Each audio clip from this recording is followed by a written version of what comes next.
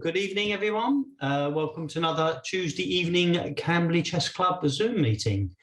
Tonight, we have the pleasure of one of our young club members, Daniel Shek, who is going to talk us through, I think, not just one of his recent games, but a couple. Daniel, let me pass it over to you. Yep. So my name is Daniel Shek, and I'll be presenting two of my games. How old are you, Daniel? I'm 12, turning 13 this year. Good for you. So for the past year, I've been playing the London system, but in this game, I wanted to try to play the English. Oops. So that's what I did. He replied with C6. Tell us a little bit about your opponent, please. His name is Richard Weston, and his rating is 1795 FIDE. Good. And what tournament was this? This was a county match, Hampshire versus Oxfordshire.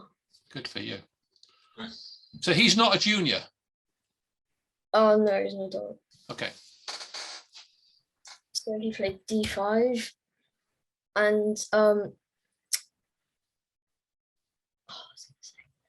so now I played D4 because I didn't want him to play D4 himself, attacking my knight. And this isn't in English anymore, I don't think. Nope. He played knight F6, and I ping. He played E6, and now I pinged his knight. Continue development. And he plays knight BD7, developing his knight and protects the F6. I played G3 going into a Catalan, and he plays bishop D6. I thought bishop E7 would have been better for him to unblock knight, and the bishop on D6 doesn't really do anything, I don't think, because my pawn on G3. Yep.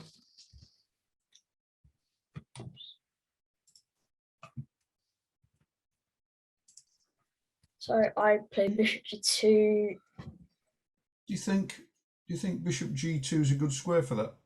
Do you think G2 is a good square for that bishop, given that there are already pawns on C6 and D5? I think so, because I want to try and get E4 in, and it'll, I think, open up the position a bit more. So then bishop will be better after. He castles and I castle, and he plays H6. I took because I didn't really want to retreat my bishop to any of these squares. Then I played rook E1, wanting to go E4 and then try and open the center for my bishop.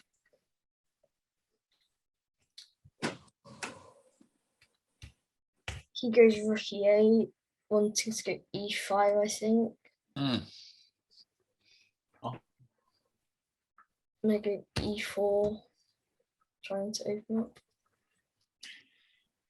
He takes, so I have to take back with my knight, and he takes my knight, I take back. Here, I think I'm slightly better because my piece is more active. I have a centralized rook, and my knight is about to go to E5, centralizing it. He goes bishop D7, which I think wasn't a very good move because it doesn't really do anything. I thought he should play something like C5, trying to open up my center. Yeah. Something like 5. And he plays, queen C7, putting pressure on my knight, but my rook's defending it, so I don't really have a problem with it. And he plays rook A8, I think wanting to open the D file later. And I play rook D1, preparing for that. He plays bishop C8 to allow his rook to get a bit more space. and I reply with rook e3 because then I wanted to play rook to d3. He plays c5. Yep. I can't take, so then he takes my knight.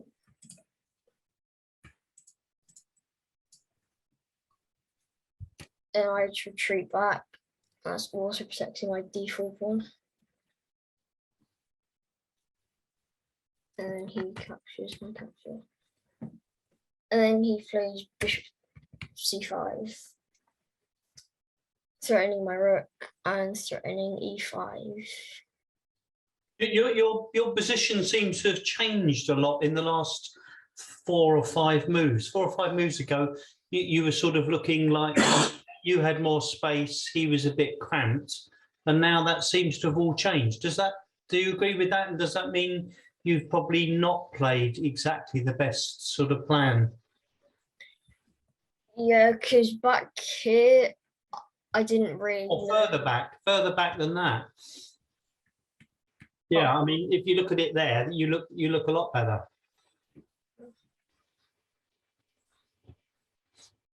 Well, black is cramped, but he doesn't have any obvious weaknesses. True. Mm.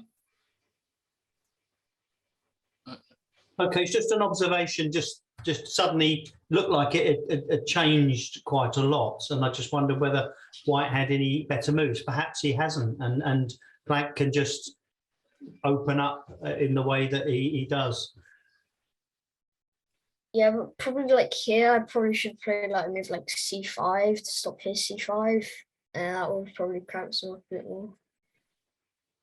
Possible. Yeah. Yeah. After queen c7, maybe.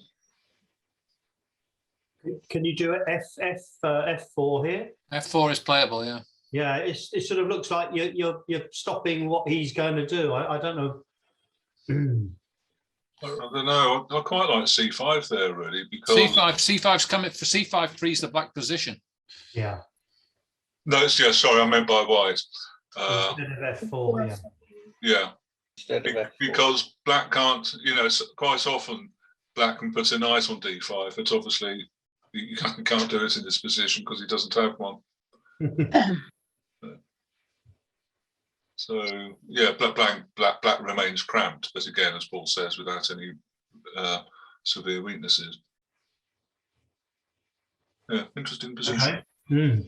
Yeah, complicated position, I think. So here, I play rook ed3, and he plays a6. I'm not too sure what the point of that was. I think it was to play, like, try for b5 maybe. Stop the knight coming to Stops my d5. b5, Yeah. which you could have played last move. I play knight b3, attacking his bishop and letting my rook out on d5, and he retreats back to e7. I play c5, trying to like put a bit more pressure on him, and maybe go c6. And he takes on d3. He goes e5, threatening bishop f5. And I didn't think there was an other way to stop it except move my queen. And he plays bishop f6, threatening e4, attacking my knight and I'm attacking my rook and my queen. So I block it with bishop e4. And he plays rook d8, and I play rook to d6. And wanting to play like queen d3 and then putting a bit more pressure on that file. But then he takes, and I take, and if he takes my pawn, I take the bishop on c8. So he takes my queen. I sit back. Hey. Here I think I'm slightly better because my d6 pawn and his pieces aren't that well coordinated. He still hasn't developed his queen bishop, has he? It's not easy for it to find a good square. No. So here I'm threatening knight c5, d7, so play b6 stuff in that. Mhm. I played bishop c6, threatening d7, so he plays bishop b6. I play f3, wanting to get my king activated through king f2, king e3, king e4 even. And he plays king f8, king f8. I continue the plan of bringing my king in. And he plays a5. He hasn't got many moves. No. You can sack the e pawn. Yep. Mhm. e4. Second c3. Oh, he does that soon, doesn't he? Yeah. Yeah, but then the idea of sacking with e4 is you play bishop e5. Uh-huh. Uh-huh.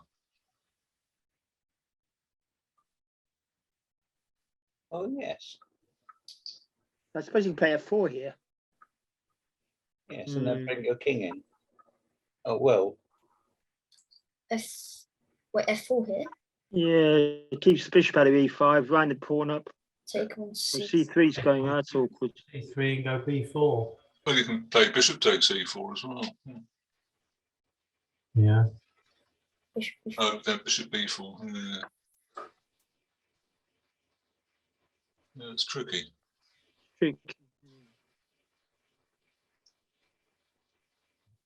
He goes a5. Yeah. b4 is interesting. King e3, advancing my king more. He plays e4 now, attacking c3. That's too late. Yeah. Yeah, that bishop e5 was a nice move. King takes stops bishop e5. Yeah. And he takes on c3. Yeah. And I go g4, stopping f5. Don't really like f5 because then my king has to retreat back. And he played g6. I think to support f5. And I played knight to d4, sacking the pawn. So I thought after takes, I go bishop b5. And I'm threatening d7. And if he goes king e7, I go knight c6. Nice. And if he takes the pawn, I go knight b4, winning a piece. Yeah, very good. So he takes, and I have to take back. He goes bishop b3, I think, threatening bishop d1, winning a, well, not winning a pawn because my king goes back. He wants to go bishop d1 to attack my pawns. He's also threatening a4 now, isn't he? Yep. But then I Yes. go king e5, trying to support my pawn, and he goes a4, but I think it's too slow because after king f6, he has to go bishop f6, and I can take his pawn. And after that, I just go d7, and you can't stop that pawn. Very good. Nice game. Mm. It was a pawn sack in the ending, wasn't it, effectively? Very good. thank you. Mm. Well played. This is my second game against Maurice Lawson. This was in the 4 NCL. But he's a strong He's player, a isn't he? strong player from He's a Reading. good isn't he? player. I've played him. He never Really? smiles. Well, that's because he plays a Caro Cam.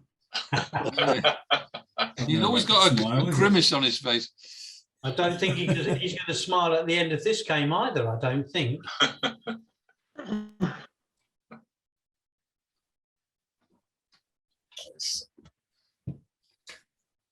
Okay. She plays e4, and I play what I usually play, which is the Sicilian. Plays knight c3, knight c6, and bishop b5. In this position, I don't have a prepared line after bishop b5, so I played e6.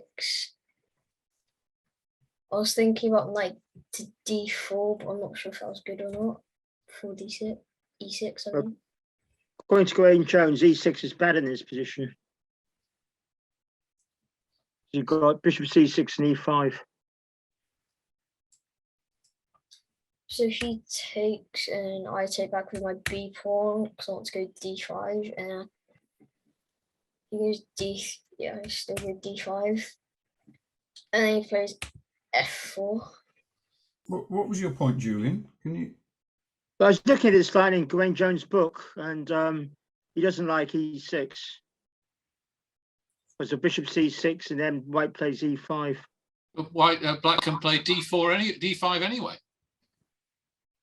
So E5 here. then D5. But then now he take, and you got isolated. No. That's horrible. Yeah, isolated C pawns. I see. You're right. You're right. Yeah. Yeah. d5, f5. I played knight f6, developing my knight, and if you played e5, I think I can play d4. Yeah. If he takes my knight, I can take his knight, and after he takes g7, I can take on g7 with my bishop, supporting c3. Yeah. Very good. He plays knight f3 instead. And Is this theory or is this all new? Because we're only 5 or 6 moves into the Sicilian, and I don't recognise any of this.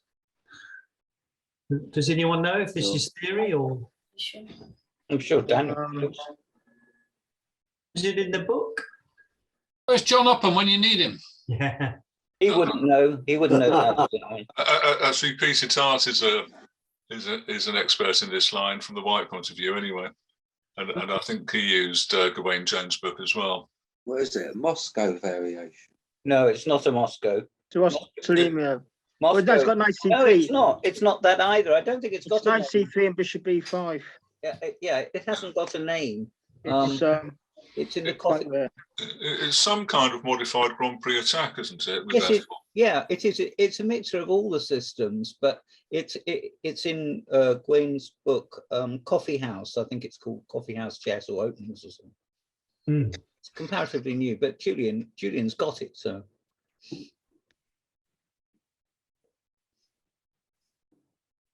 sorry, we've rather put off our speaker. Yes, we have. Sorry, Daniel. I take on e4 now. It's isolating my c pawns, but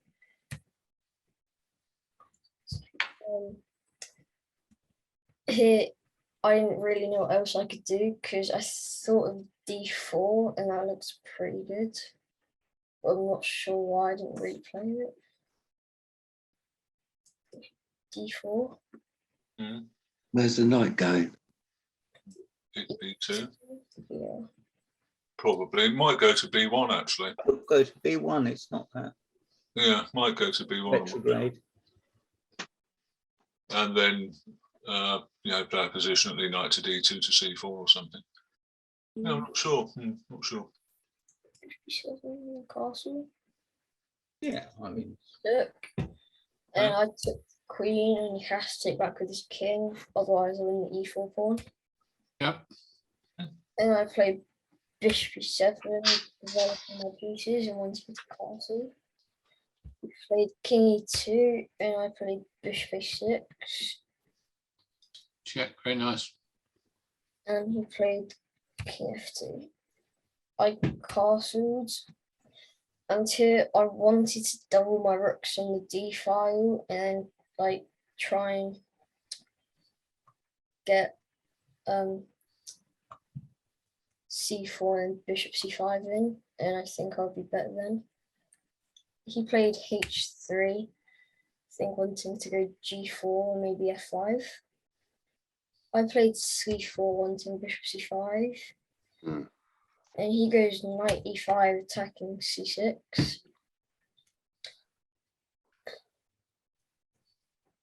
Here I go bishop b4 because if knight takes c6, I take on c3, and after captures, I take on e4, winning c3. So before, so he doesn't take on c6, he goes king f3. Then I take anyway, isolating his pawns. I then play c5 because of the knight threat. And he plays rook b1. I play rook a b8, stopping from having the file. Then he plays bishop a3, and I think bishop b7 was the only move I could have played that doesn't lose a pawn. Because after bishop b7, I attack e4, and he's no way of defending it except for like rook e1. Then I take and he takes. Then it'll be 2 pieces for the rook. Oh no, sorry, he can't play rook e1 because after knight takes, rook takes, I have f5. Also play bishop takes rook check and win the rook on b1. Yes. Yeah. Very good. Yep, nice. On c5, and I take on e4. He goes king e3, and I took on c2. I was thinking about taking on g2, but then I didn't want his rook on the g file, so my king would be weaker. Yeah, but it wrecks his pawn structure.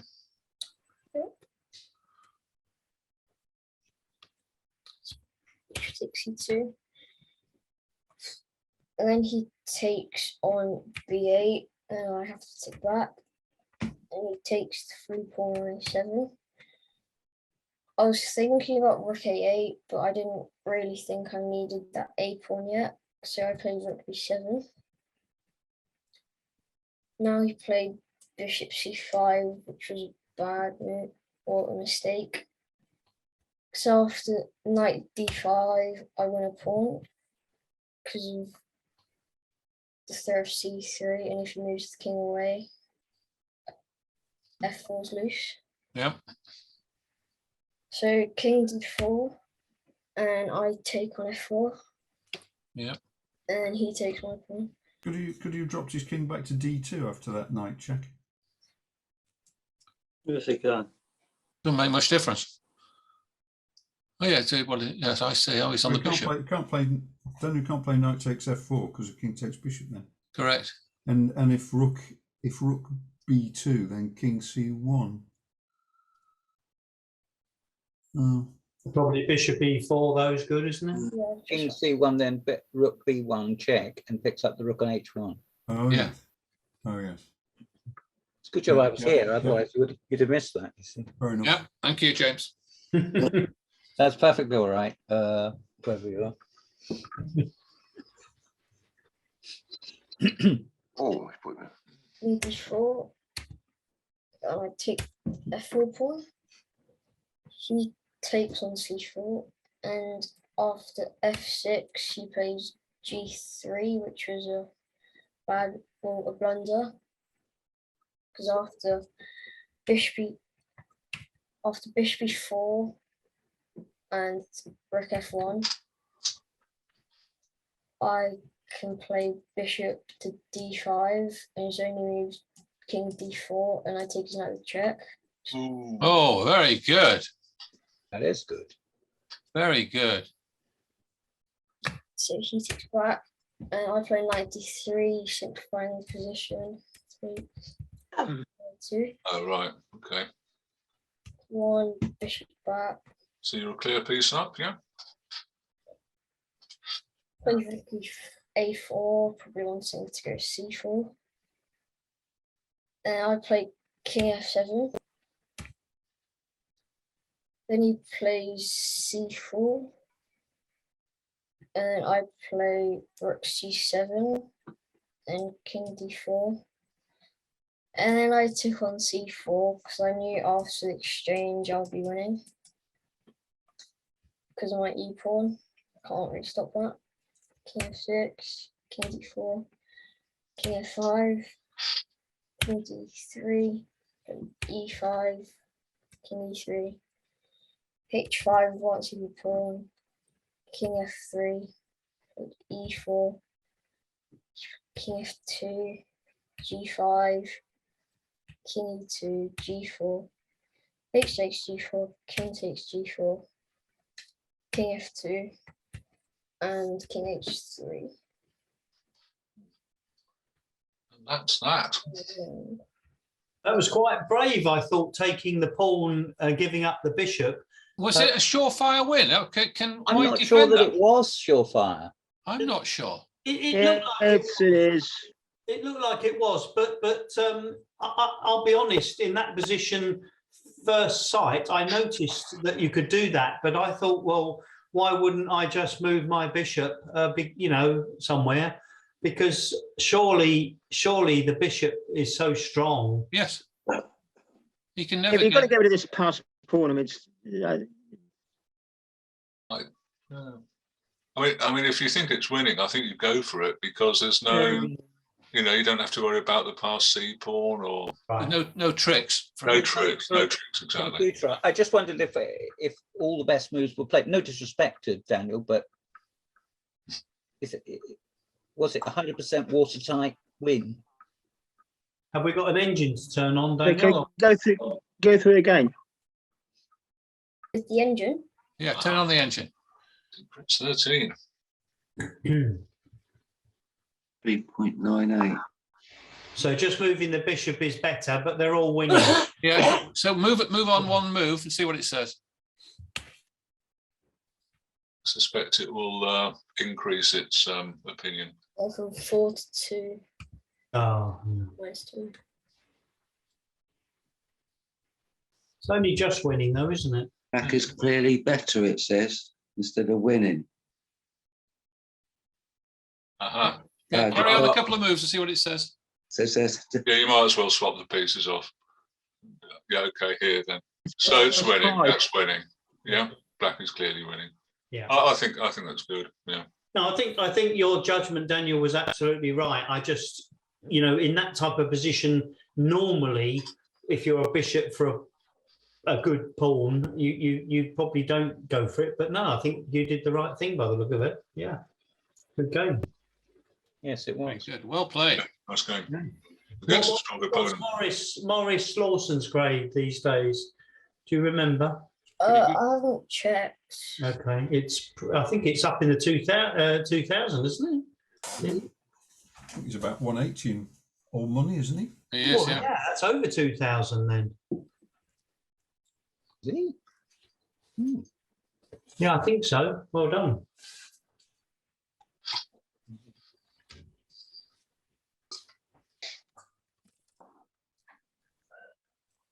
Okay, they were the two games you were going to show, weren't they, Daniel? You haven't got any others? Yep.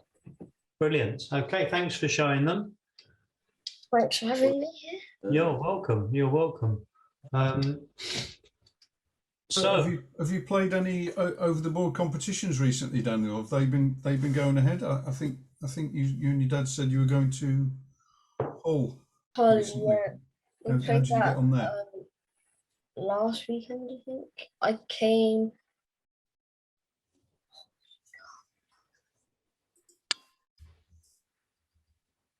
Oh, I came joint second with like 3 people, I think. what was that in? It was a Hull rapid play. Okay. Oh, what? Hull rapid play. Was that 5 minutes each? It was 20 Oh, right. plus 10, I think, or 5. Hmm. 20 So minutes. what's your next tournament you're hoping to play in over the board? I'm not sure just yet. Yeah. Well, hopefully they should all start opening up soon, shouldn't they? More. Yeah, we've closed our club, Martin, but we're opening up again now. Right. You were going to open last week, weren't you? Did you not open last week? No. Okay. This week. This week. They're finishing off internal club competitions this week, and then following week, I think they've got a league match against in the Southampton League, I think, against Winchester. Right. Okay. All right. Well, thank you again, Daniel. Very good. Steve, were you going to say something? You No, can. I was going to ask Philip if Basingstoke Club were applying any special COVID-related measures to try and assuage people's doubts about coming along. Not really. Masks and sanitizer. That's what else can you do, really? Well, that's a lot more than nothing. So I guess you've answered part of the question. They're not having so many because we've been closed. I mean, they've got a league match. I think the club opens again the beginning of February when people can come back. But it's their own choice at the end of the day, isn't it? They don't feel safe, then they won't come. So, you know, Yeah. you can only do so much. Yeah, but the club has to take a position as to what the standard norm is, and then people can take a position. Yeah, exactly.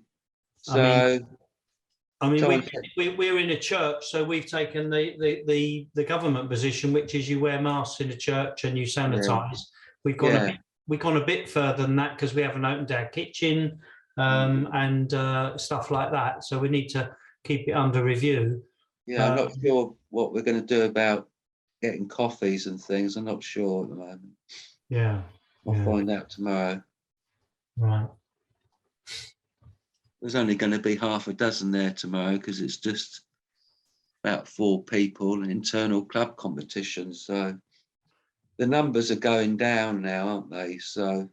Well, we didn't have that many people last Thursday, but the Thursday before we had 11 people, which isn't bad actually, considering there's a number of players who we knew wouldn't come along for whatever reasons. So, but it's very variable because last week we didn't get anything like that many, and there was no. Well, there was a match on last week, and we had 4 people playing in the match. But outside of that, we didn't have that many people. You can stop sharing, Daniel, if you would like, unless you have something else to show. Excellent. Okay. We were thinking of having a big party, you know, like number 10 Downing Street. Oh yeah, that would be excellent. Why not? Bring your own stuff. Bring a suitcase full of drink. Yeah, I'm sure the minister at our church would be quite happy to see that. Not Trevor, is it? He's at Guildford, isn't he, Trevor? Yeah, yeah.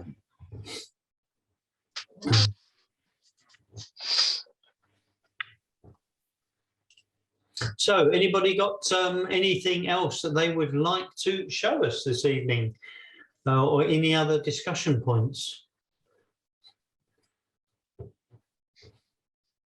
I guess nobody's prepared anything, which is fully understandable. But if anyone's got anything they want to show, what's been happening with James has put his hand up. Oh, who has? James. No, I was scratching myself. Oh, right. Chris, have you got something, or are you scratching yourself? I was scratching myself, but I did wave. As you can hear, I'm full of cold. Oh, right. Oh dear. I've got enough away from you all not to bother it. Colin, have you got something you can show? And maybe we can do a double act like I sometimes do with John Upham. I don't know. I've got a little bit of news if people didn't know, and it's not. And Wellington College have closed the doors to all external activities because of the coronavirus. So we don't have a home venue at the moment, apart from our Thursday at Pinewood Bar. Yeah, so we were supposed to have a Camberley C match at. There was a Camberley match against Crowthorne B tomorrow night. That should be all right. We've Wednesday tomorrow. And moved that, so we're now playing that at Camberley on Thursday. Oh, okay, So good. you know, it it just fell nicely to move it back a day and move it to Yeah, cool. Camberley. So Yeah, that's okay. That's worked Yeah. out fine. Yeah. So I've been moving a few matches forward. Yeah, none against Camberley, but yeah. Anyway, that's why they're reviewing that decision at the end of January. So hopefully they'll let us back in. But who knows? Right, I do fear all this is going to lead to a fixture congestion in March and April. I know.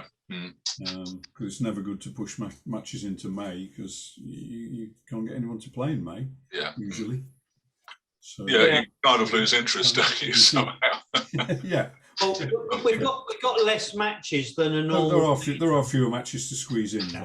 And each match is four players typically, which again is logistically easier. So let's hope we can still. Yeah, I suppose that we can accommodate 3 full-board matches in a night. In terms of space, it's getting, it would be getting the 12 different players to turn out on the same night would be the challenge. That in addition to your ordinary club members that come along, Steve? Sorry? Is that in addition to the ordinary club members that come along? You said you can host 3. Oh, in terms of accommodating 12, yeah, we've actually got a lot of space. We've got a back room as well, so if we could have 3 matches of 4 each team in the main hall, and we could still have club members come along and meet in the back. So that's not our problem. That's a nice problem to have, I think. But yeah, I mean, your point, Steve, is we're rescheduling things. There's matches being cancelled. The backlog is getting moved to March, April, or worse. But let's hope we can still catch up, because we've got less teams, less people per match to accommodate. So I think we that should make it better than it could be anyway, but we'll have to see. I mean, if we don't finish the matches, I mean, this season was always going to be a crap season in that sense. I remember right at the beginning, I think April time, thinking that we could resume the existing, league season. That was an idea which sounded ridiculous at the time, but actually more and more felt, oh, that would be good. But of course, we went past that and it all got abandoned. But I mean, I think we're in the mode of, or I'm in the mode of, any over-the-board enjoyable chess matches that are safe is what we want to do. And I don't think it really matters too much if we complete leagues or not. Yeah, of course we're going to try to, but let's all just try and play as much local league chess as we can, enjoyably and safely, and hope things improve. I must admit, I am looking forward to May time when we can go outside and play, because we really enjoyed up at Pine Ridge. Okay, can I show a position? You certainly can, as long as it's a chess one, Paul. Oh, all right. Yeah, you have to give me sharing rights.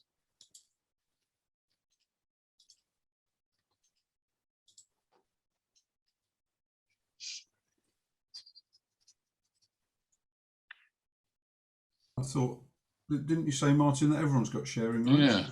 Yeah, you should be able to just share your screen, Paul. Let me just. I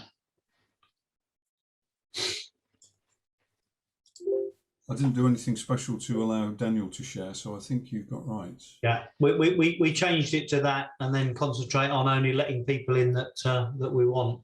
It's a bit simpler. Can you share, Paul? Yeah, trying to now. That's it. Ah, there we go. Okay, this is a position with white to move, and this is a Cyrus Lakdawala. He put this up. Gurevich, and it's a white draws. White is up a piece for 2 pawns, but black is threatening mate on e4 and e2. And if we cover the mate on e2, we still lose our queen to a skewer. Well, that's better. Sorry? So it's white to play. White to play. And if I was white in this position, I would resign. Ooh. White to play and draw.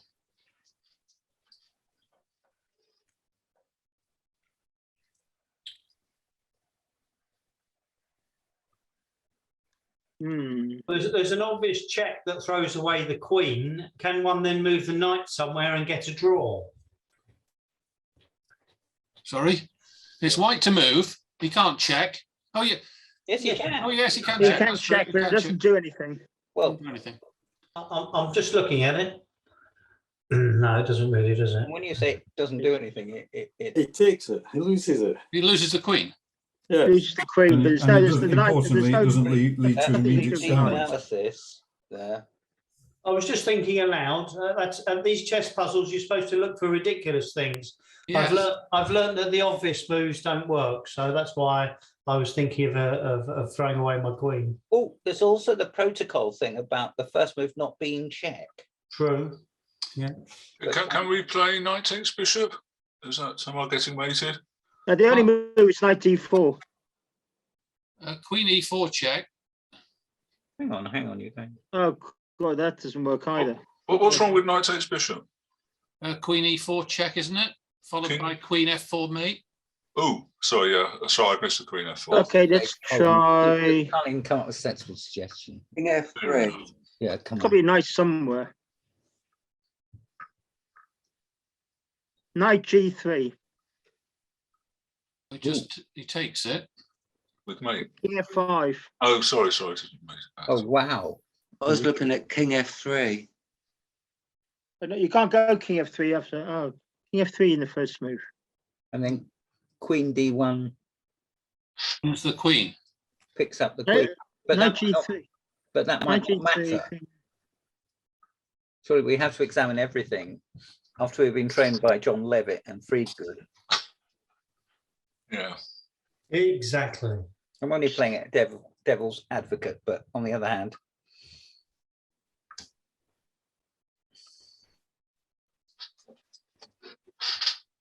Get your queen into action. well, But it's knight d6. Knight d6 looks interesting. I was just looking at that. Well, what's wrong with queen e2? That loses the queen. well, in which Yeah, case, but can we box the queen in? Is that possible, or just not at all? what you mean? Let him play queen takes queen, and then And then something good. let befoul his memory. Yeah. Yeah, Knight b. what's Knight the move? d6 does stop. Knight g7. Knight g7 defends the queen. Mhm.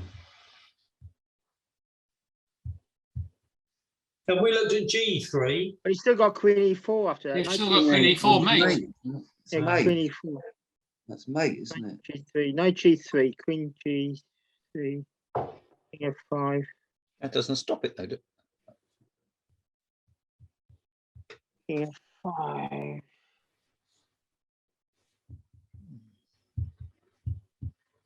White. Was it white to play and win? No, Good draw. white to play and draw.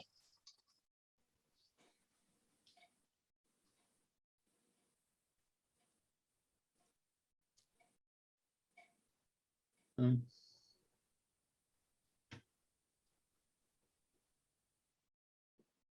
So what's black? Black's going to play queen e4, isn't he? Yeah. Queen H8. Queen e2 mate. Okay, let's try king f3 then. Yeah. King Uh, f3. Yeah, queen Well- d1, king somewhere, don't know where. Yeah. Queen to- oh, sorry. It's pretty optimistic, isn't There's it? no draw that way. No. Okay, sorry. Knight d6, Julian's idea. Knight d6. All right. I like. Queen d1 check either picks up the knight or the queen. Oh, okay, well, king f5. Right, knight. No, there's no draw. Can we just contain the queen, or is that not working? Well, the queen can drop back to h8, can't it? Yeah, but then we can go bishop d7 check and bishop Knight d6. e8, but it might not help. d6. Queen d1. King. Yeah. Can we have some pieces moving, or we can't? Can we? No. No, not on this. I'll go to the solution in a moment. Oh yeah, I didn't want to spoil it for people, but I can show the solution on this Yeah. site here. I'll give you a clue. The opening move is a knight move. is a knight. Work that out. So what haven't we tried? Knight h6? Oh, that's a killer. I've missed that. Yes, knight h6. You've still got Queen E4. And Queen E2, both of which are mate. So what else have we not? Nil desperandum, gentlemen. What haven't we tried? Well, knight G3 then. Knight Knight E3. Yeah, come on, that stops. Well, Knight E3. Loses the queen. yeah, but Knight E3, Queen E2 still mate. Oh no, it's not. You can go to F5. It's true. you go to blazes. Yes, you can go to f5 and then queen takes queen. And then, But then you've got knight takes queen, haven't you? It's got to be Knight G3, hasn't it? It is Knight G3. Yeah. That is the opening move. Knight G3. All right. See if you can work it out from there. So then Queen takes G3, Check. King F5. Forced. Then why doesn't Black just go Queen F4 or Queen E5? King King, escapes. King G6. King escapes to G6. But if he goes King E5, Queen E5 check, King E G6, you've got Queen E8 check, winning the Queen. Oh yeah, can't go to G6. yeah, but does it win the queen? Yeah, it does. I told you Queen E8 was a good move. I said that at the beginning. Yeah, for Black. Good job, no one was listening then. I mean, trap the queen. What? You trap the queen. There's a queen trap. Yeah, the Queen's Knight trap. there. G3. Knight G3. Queen G3. King F5. Queen E5 check. Queen E5. King G6. Yep. Queen E8. Check. Yeah. King takes G7. Queen takes Queen Queen. takes queen. Bishop G. Oh, wait a minute. But no, say G4. Was it a stalemate thing? Then Queen E8. Oh, Queen E. And then you got the bishop check. Yeah, but Queen takes Bishop is check then. Is that stalemate or not? No, it's check because it's No, Queen but, take. it's check. It's check. Yeah. Oh. But it must be something like that. It's It something must like be. that. Queen takes knight check. King there. Queen What do check. you want the king? I concur with that, but it's difficult. Well, I suppose I could put the position on a little portrait. Queen takes pawn. Queen takes queen. G7. That's so close. I know, can't play bishop D7. Oh, we play the bishop check Oh, first, Julian. Bishop D7 first. Yeah, and then G4. Then G4. Yeah. It's the right answer. Woohoo. Ah. Good one. It's gone. All right. Are you watching? Have you got this now? Yeah. The Yeah. different screen. All right. Yeah. What is up to? Yes. Give up the knight on G3. This knight G3. Yes. All right. All of the others lose. Queen takes G3 check. King F5. Yeah. King F5. Now Black has a combination which wins the queen by force. Check. Oh. Oh yes. King G6. Queen E8. Queen takes queen. But Bishop D7 check. Bishop D7 check. King anywhere. And G4. And G4. The queen is trapped. Yeah. It's amazing. bloody Nora. And that is a draw. Yeah. Oh my word. Opposite Wow. coloured bishop. Yeah. Pawns And don't that's matter. from an actual game. How stupid of us not to see that immediately. Was it a game or was it a study? I'm not No, sure. I think it's a no, It's no, a no. game? It's a game. Is it That's, a game? that's even more unbelievable. That was a game. Well, Purports to be a game. It could be analysis like Alekheim. doesn't mean they actually saw what was going to happen. I think what's more likely is it's a game, and suddenly one move before the end, they both realised it was going to be a draw if that last move was played. Doesn't mean they thought about it from the opening position that we saw. No. And after knight g3, if white declines, if he goes queen d1 check, If king f5. if the heading's to be believed, though, this is a study, isn't it? Gurvich. No, I think it's a White game. draws. It's not Gurvich versus someone. Yes, it is, because it's half a half. Look. Well, yeah. No. But the way No, if it all right, was maybe. an actual game, it would say Gurvich versus whoever Yeah. whoever. Oh, black that's it a would point. be a draw. Unless its name is Zaki, White Draws. I take to be a journal or a magazine or something. Yeah. That it was published in, perhaps. Yeah. I'm just I don't know. I'm just speculating, but I think that would appear differently at the top. I thought it was amazing. This looks so lost for white. It's incredible.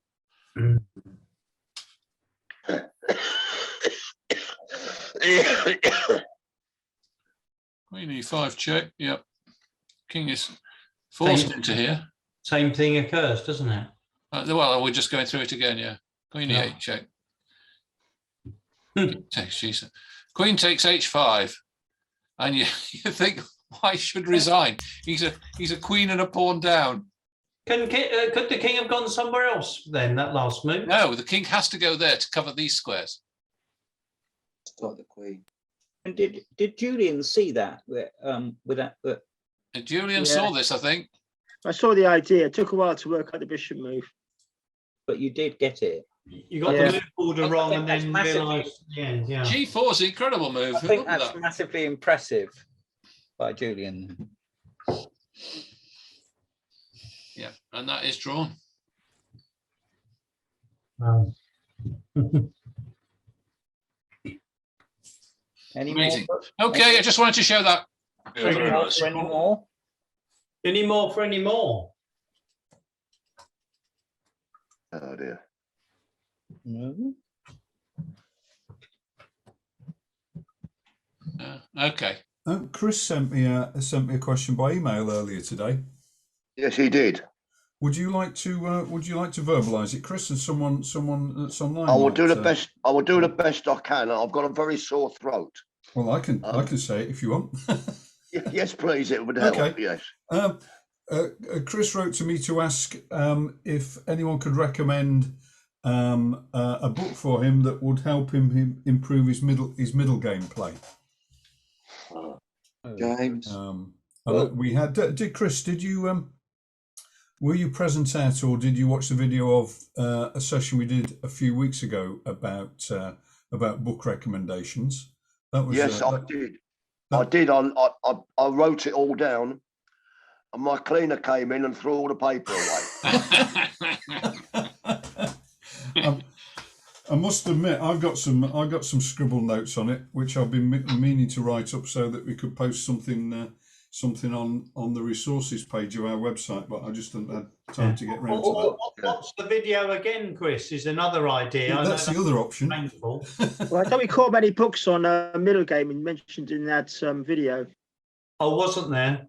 I can't recall. I think there was some about tactical motifs and things like that, but James. general, Yeah. perhaps not Well- general strategic middle game. Yeah, I mean, I don't know. Forgive me. I don't know your strengths, and also what you've looked at in the past and enjoyed, Chris. Yes, sorry, I wasn't.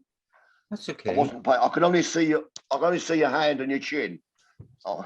That's his best features. Those are his That's best it. features. You didn't get any better than that. That's all you get with James. Yeah, we don't want any more. No, I prefer the That's hand and the too chin. much. What the hell have I started here? Eh? You know, I think in answer to James's question, Chris, you're not a beginner, but you're you're not a top club player, and you haven't got any middle game books so far. Is that fair? That's correct. Yes.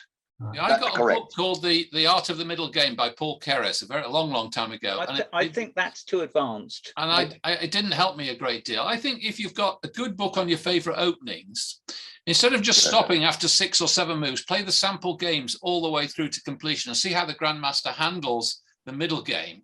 Yes. And that Yeah. gives you an indication of what he or she is thinking when they get to that stage and what plans they have. Yes. I think that's always Okay. a sign of a good opening book. If Yeah. it takes you into, it explains the sort of positions that the opening launches you into. And then you Because, go I through think the we sample discussed game. that in the book evening that we had. Some opening books, it's a bit like a telephone directory, and and then you end up sitting there in front of a position after 16 moves, and you think, What do you do what's next? this all about now? I don't understand this. I don't Yeah. understand what I've got myself into. Your opening book should should not leave you with that problem. Yeah, what's the long-term plan of an opening is often not actually stated very well. The other thing is tactics obviously are a big part of the middle game, aren't they? So just learning and looking at tactical problems is probably helpful for middle game improvement, but doesn't really answer the question of how the middle game develops and where you're going. I've got a couple of suggestions. I wouldn't claim that they've improved my play, but I think they are good books. One is Modern Chess Strategy by Ludwig Pachmann.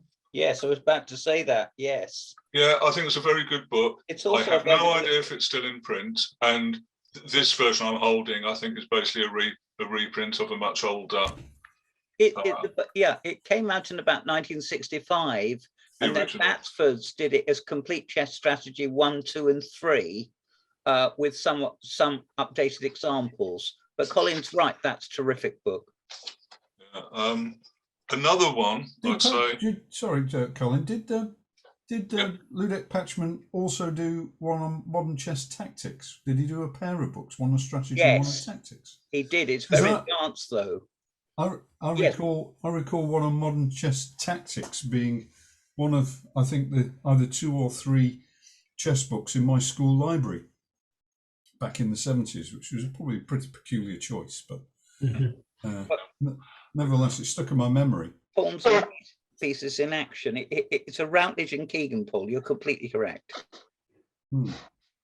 There's another one. In fact, there's a couple of books. I think the other one might be better. They're by Andrew Hold it Salters. up a bit. Oh, sorry, can you see that? It's certainly more recent. You got your finger over who wrote it. Andrew Salters. He wrote another one whose name I can't quite remember. I can't find it in my bookshelf because it's disorganised.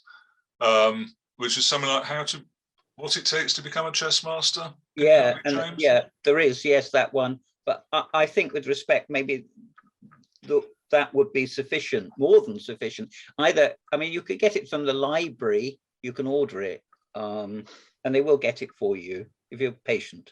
Which one, James? The Modern Chess Strategy? Or Complete Chess Strategy 1, 2, and 3. Okay. Yeah. Start with 1. Let's face it, that's 200 pages. That's a lot of chess. Yeah. Luckily for Chris, he lives in Spain, so his local library might not be quite so. I didn't realise. Able to do that. Yeah. Okay. But I don't think we need to feel sorry for him. But you'd like to deliver the book personally, Colin, if you're passing. Just send me the tickets and I'll be right over. You're welcome. Don't worry, you're really welcome welcome. back in the country. In fact, as COVID in Spain reduces its restrictions, we're going to have an over-the-ball tournament at Chris's house, I think. Yeah. We can invite Plaskett. Yeah. Yes, yeah, he can come up from Costa del Sol, can't he? You're a bit further up, aren't you, I think, Chris? Yeah. Costa del Sol's about 3 hours away from here. Is it in Murcia? What's the nearest airport? Almeria. Okay. Almeria. That's the nearest airport. Right. So if you came there, I'd have to come and meet you. Well, we'll all fly in and hire a bus, and we'll come down, and then we'll have a tournament in your garden, and then Colin can give you the book. I mean, it's just that simple. Simple, isn't it? Yes. Yeah, perfect. Yes. We'll do what we can with food. Yeah. We'll swing by the local supermarket and fill up with food and drink, and we're sorted. Well, that's fine. Yeah, that would be really good. And then we'll say it's a work-related gathering.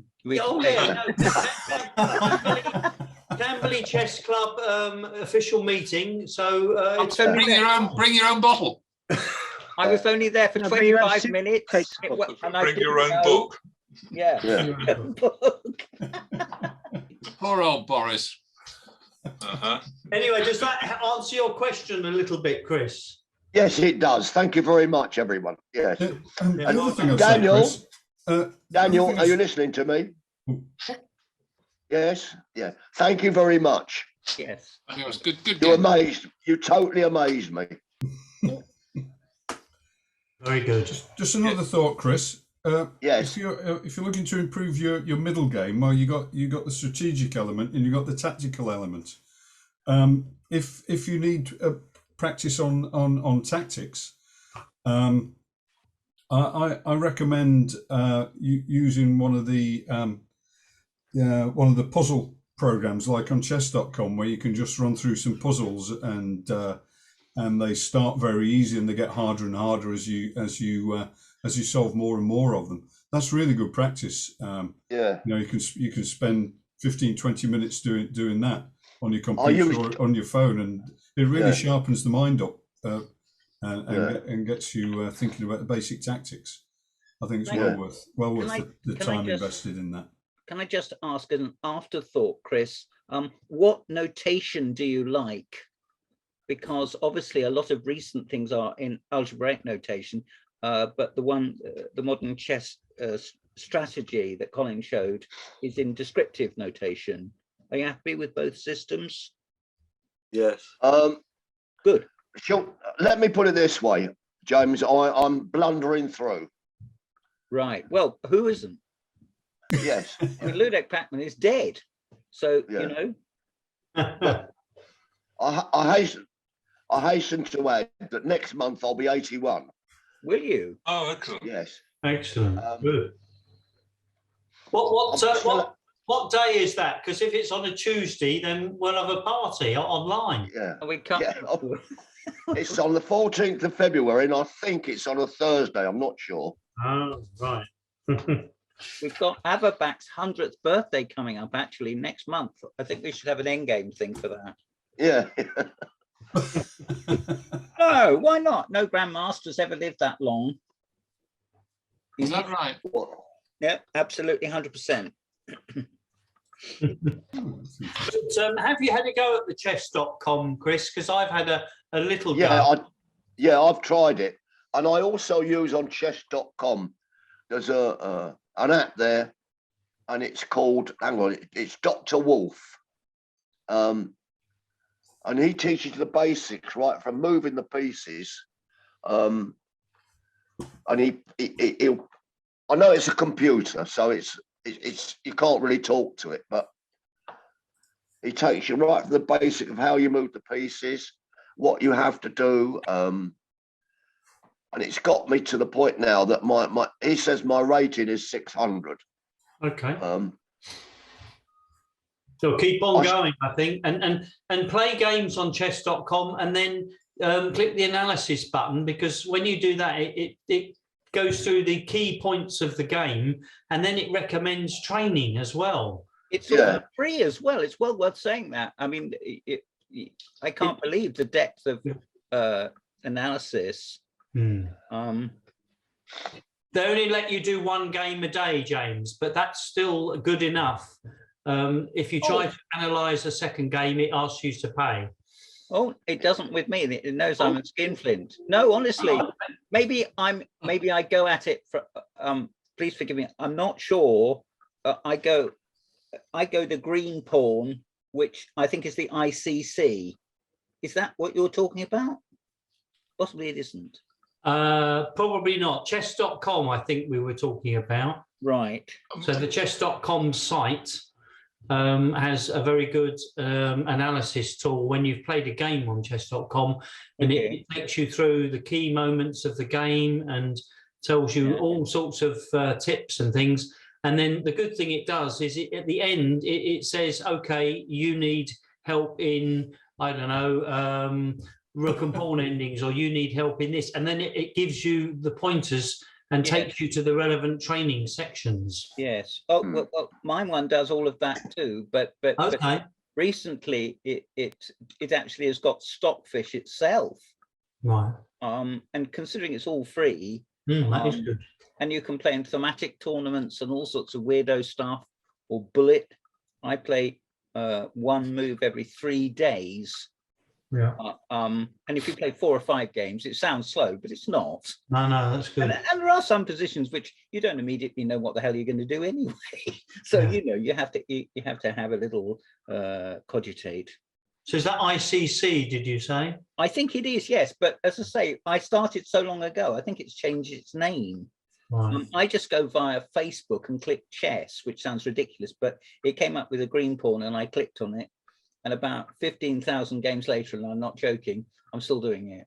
That sounds like chess.com, actually, the green pawn, but anyway. Well, maybe that's why I hesitated. I'm not so sure that maybe it's been taken over, or I'm calling it the wrong name, or I've misunderstood. I'm good at that.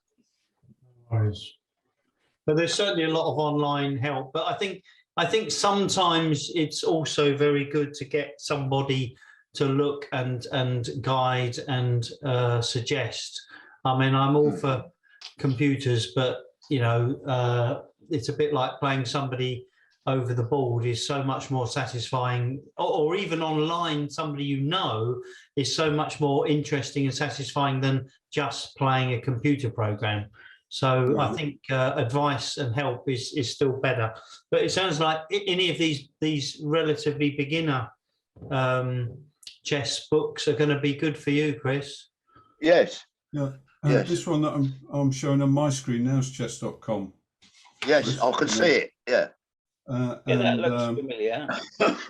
And I don't think we have names though. I think we have the handles. Like Slimy Creek, stuff like that. well, it just depends what people want to call themselves. I don't use an alias on it, but a lot of people do. Yeah. And so once you play the game, you can. I've been working under the name of John Upham for years. You can do sussed it out. Game review and all kinds of stuff. Yes.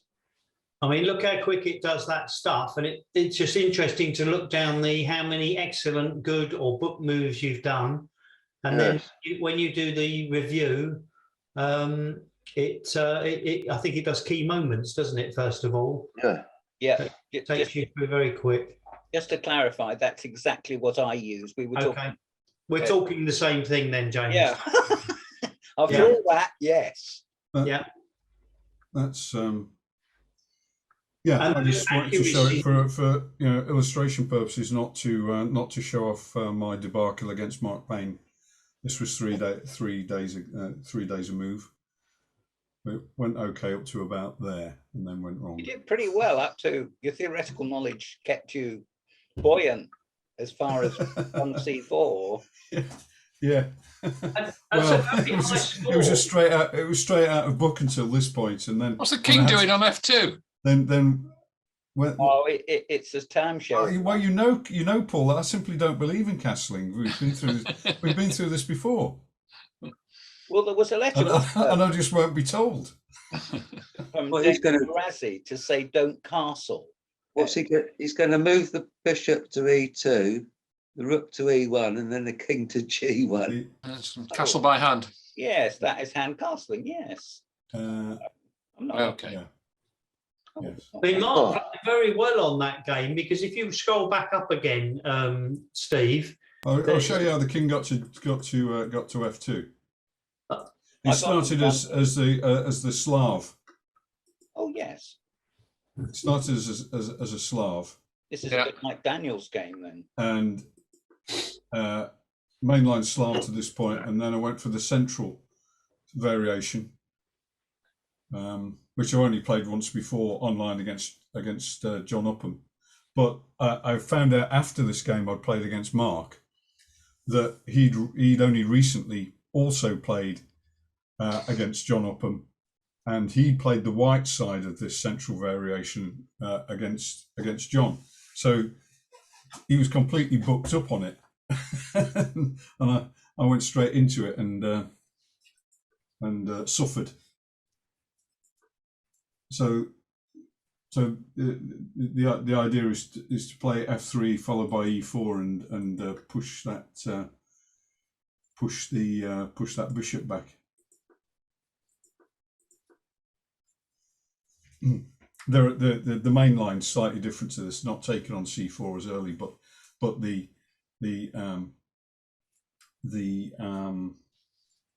feature of all these lines is that black sacrifices a piece for these two pawns to open the king up, and it just goes crazy. That did happen in a few moves here.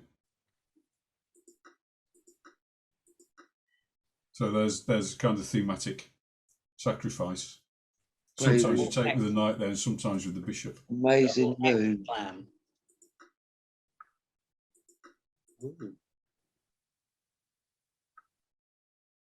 Anyway, it's That's a good move. so material wise, I'm doing okay, but my king's very exposed, and this was my fatal error. I moved the king. Oh, hold on. Now at this point, I made my fatal error, which was to move my king forward instead of back, and even with 3 days per move, I couldn't work out. I didn't believe Mark really had a mating net, but I should have gone by intuition and thought, well, if my king goes to g3, I'm going to get mated one way or another. What I hadn't realised is as the king's forced forward up to this square or this square, then these pawns join in on the on the kill, and that's why I hadn't managed to work out, because some of these forced mating lines were about 10 or 12 moves long, and I simply couldn't work them out. Of course, you put it on your phone or analyze it on chess.com, and it solves it in an instant, but not so easy when you're trying to work through it yourself. So the king got forced forward. I could possibly have survived longer by playing knight g4 at this point, but it was still looking bad.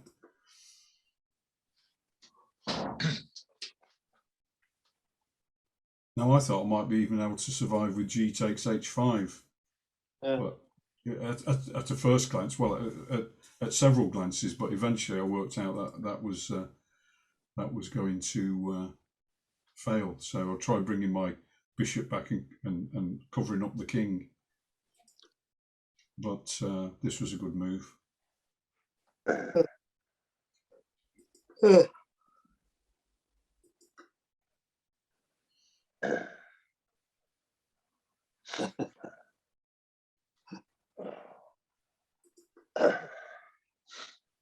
Now the rook joins in, and I think that was the point at which I resigned. Yeah, couldn't see any.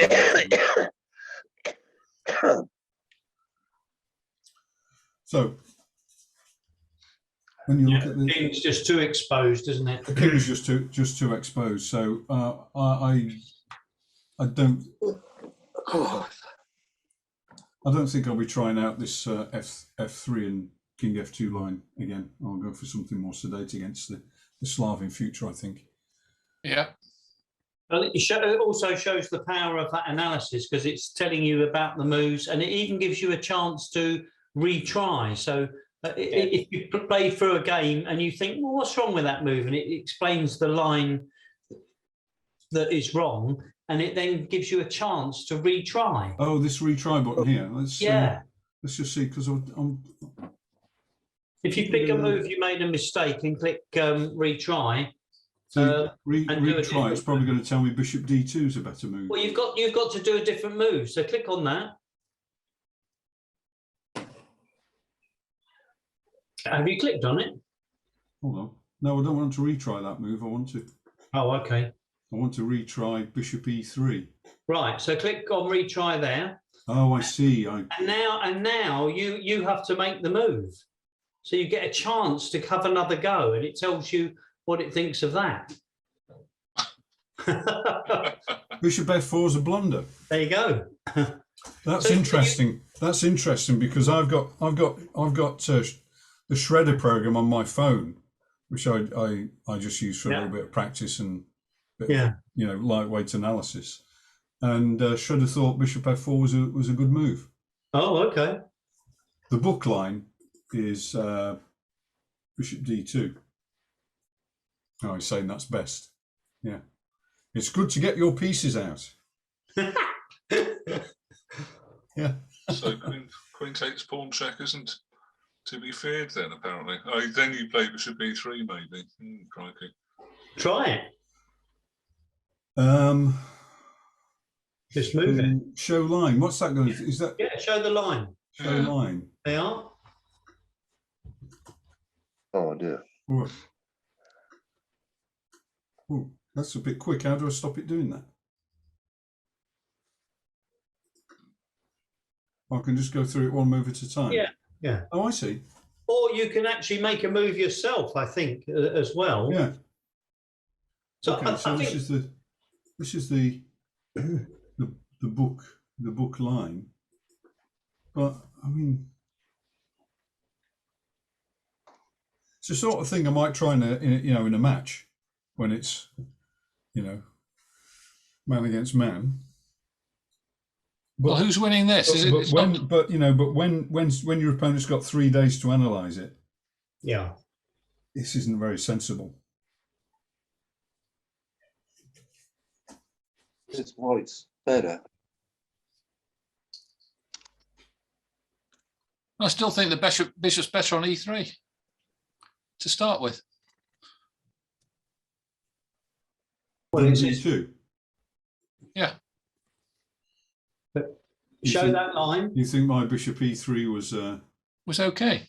Was okay because it prevents the queen penetrating on D4, doesn't it? Thank you, Paul. It's the nicest thing you've ever said to me. Yeah. I like that dress you wore the other day.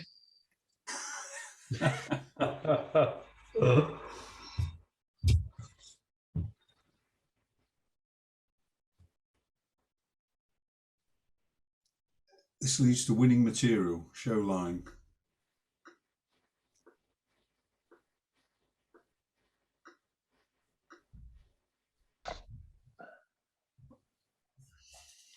How's that winning for black? Ooh. It's only slightly better for black, isn't it? Black's a pawn up. Mm. Whose go is it here? It's black's move. Black's move. So the knight will. Sorry, the bishop will retreat and not get. Well, or rook FC8 maybe. C4. Mm.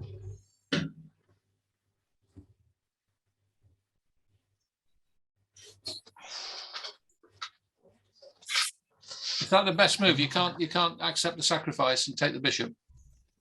Bishop C5. Oh look, this is the position we reached in the game. Yes. Bishop C5, and then Mark played knight D3. It's saying knight C2 here instead.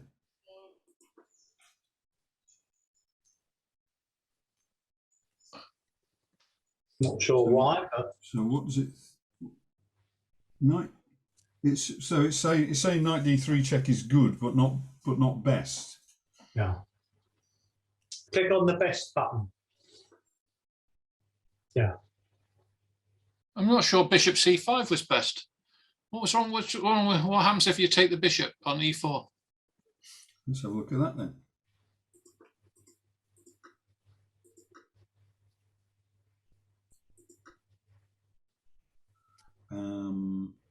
Bishop takes E4 is brilliant. I go so if I hit retry,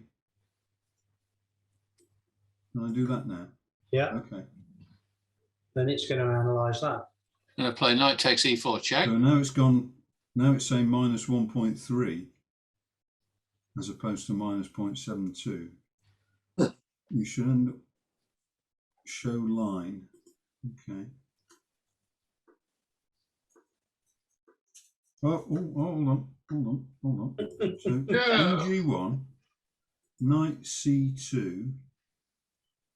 Yeah, so you can't play queen takes knight because of. So queen takes C2 fails to queen takes bishop Yeah, Shek, that's which is crushing. Which is going to be mate. You Yeah. see that, Chris? Yes. Yeah. So this is the king's going to be checkmated. So Yeah. Retreat bishop back to e3. Oh no, he just takes it. But you've got the knight on c4, but Well, no, take the rook first. Queen takes that, yeah. So it's, what? It's You've got two bishops for a rook. I've never done the analysis to this extent. I've got to the end of game and done analysis and looked at where it you know, it thought I'd, you know, blundered or played a good move, etc. But I've never looked at these alternative lines and retries. This is pretty good, isn't it? I think so. I mean, I haven't done it extensively, but I have every time I've made a move and it said, you know, it's not the best move or it's a blunder. Yeah. I've always had a look at, well, what does it think is, and look at the line. So I think it's quite powerful. And the good thing is, it's all on the same platform. Yes, of course. I don't know how good the analysis is, but it's plenty good enough for my standard. Well, yeah, for sure, and particularly in a tactical position like this, where you know there's a lot of kind of forced sequences of moves and tactics with material. You know, these programs are plenty strong enough to be, you know, very useful for those sorts of positions. Yeah, I like this. I think I should use this some more. I can't remember when I went through a game the other day. It showed how it was thinking ahead, and I think it said 18, which is a terrible number if it really is thinking 18 moves ahead. So yeah, I think it's quite powerful. I mean, the good bit about it is it's if you're playing already on chess.com, you've got the game on there. It's all on the same platform, so you know you haven't got to go anywhere else and have a look. I pay a subscription for chess.com, so you can analyze as many games as you want and play as many puzzles as you want in a day, or you know you're pretty much unlimited with the amount you can use it. I don't think I get my money's worth out of it, to be honest, compared with just using it free. But there we go. Well, perhaps if you did this more, you might feel you would. I don't know.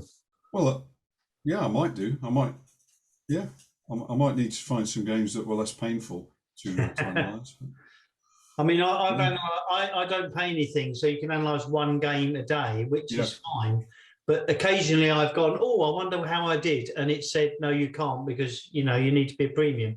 I mean, in theory, you could just leave it till the next day and analyse it the next day. But I mean, I can't remember how much the first level is. I think it's £2 or £3 a month. It's not that much. So I think it's about 25 quid a year. Yeah. Like So I keep getting tempted to actually just sign up and use it. But the real thing that stops me isn't the money, it's the time. Yes. At the end of the day, you know, you've got to say to yourself, I'm going to spend, you know, half an hour or 1 hour a day. All right, love. Okay. I'm going to pack in now anyway. Okay. All right. Yep, that's enough for me, I think, for this evening. Thank you very much. Okay, Really well. next week. Let me thank Daniel again. Yes. Thank you from all of us, Daniel. That was really good. Very much so. Yeah, and Thanks, Daniel. yes, thanks, Daniel. Steve, do you want to summarise next week, which is a bit of a special? Yes, I will. We've got a very special event next week. We've got Danny King, famous chess commentator and grandmaster. He's going to do a talk for us, which will feature the worst movies ever made, he says, and various other stuff, including his thoughts on some strategic ideas, and I'm sure there'll be plenty of opportunity for questions and answers. We're very honoured to have Danny along. Yeah. As a special event, we're opening this up to non-members, free. And our thinking behind that is to use this this event next week as kind of a loss leader, get a lot of people online, and I'm sure Martin will be doing a bit of a spiel about the upcoming events, and the idea is to make people want to join as online members. Give us their £25, and that all will help in the continuation of the series of lectures, which of course don't come free. We need to at least break even. So this is an attempt to boost the membership. So please support it. Please tell your chess friends about it if they're not already members. This is a chance for them to try out a meeting free of charge, and then hopefully they'll want to keep coming back. So that's what we're doing next week. I would say we don't have sort of advanced meeting management software like Eventbrite or anything like that we use. So, and I'll say this in my email on Sunday when I send out the Zoom link, but I recommend joining early, at least 10 minutes early. We'll try and let the members in first before the non-members, but we can't. We haven't got any clever way to manage that other than just keeping an eye who's in the queue. Keep an eye on who's in the queue and let the regular participants in first, because we don't want them to miss out. Okay, looking forward to it. Right. Yeah, that should be great. Right, everybody. Yeah, do advertise it. Anybody who can, if they want to have a chance to try one of these Zoom calls, that's the time to do it next Tuesday. Yeah, retweet it, Facebook share it, all of that stuff. Yeah. All right. And Thanks, Danny himself has got 17,000 followers on Twitter, I noticed. So if they all join, our Zoom will and 88,000 on YouTube. Will be blown to smithereens. Yeah. We'll take them. And if 1% pay their £25, we'll be okay. All right. See you, everybody. Cheers, everyone. Bye-bye. Thanks again, Daniel. Good night.